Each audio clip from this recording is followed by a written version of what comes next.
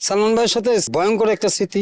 এই স্পিডে গাড়ি চলেছে, এমন ভয় পাইছি, সিটের তলে গিয়া বইছি। সালমান ভাইয়ের সাথে স্মৃতি আমার একটা ভয়ঙ্কর একটা স্মৃতি, সেটা হলো আশা ভালোবাসার টাইমে এফডিসি থেকে আমার রাঙ্গামাটি নিয়ে গেছিল।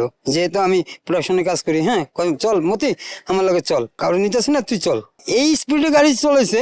আমি চিটাং গিয়া, চিটাং খাইতে নামতে গিয়ে নামার নাইমা আমি বলছি ভাই আপনার গাড়ি, আমি আপনার গাড়িতে যাবো না।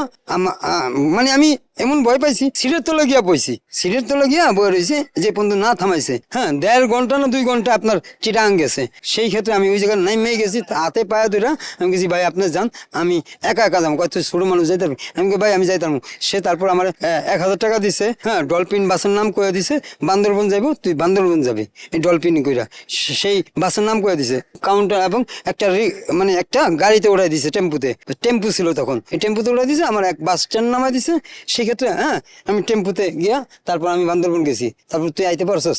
তখন আমি ওই আমলে আমি কক্সবাজারতে পড়ছি, ভাই এটা শুনছে, বুঝতে পারছেন? ওই ভরসা আমারে, মানে সে এভাবে আমি গেছি একা বান্দরবন আশা ভালোবাসার টাইমে। আমার ভাইয়ের জন্য সবাই দোয়া করবেন, বিশেষ করে এই লাশটা যে নিয়ে উঠানো, এইটা নিয়ে সবার কাছে অনুরোধ, 30 বছর পরে লাশটা উঠে কেন উঠাবেন? কি পাবেন? কিছু পাবেন? বিশেষ করে এইটাই অনুরোধ সবার কাছে, যেন লাশটা না উঠে এমনি তদন্ত করতে পারে।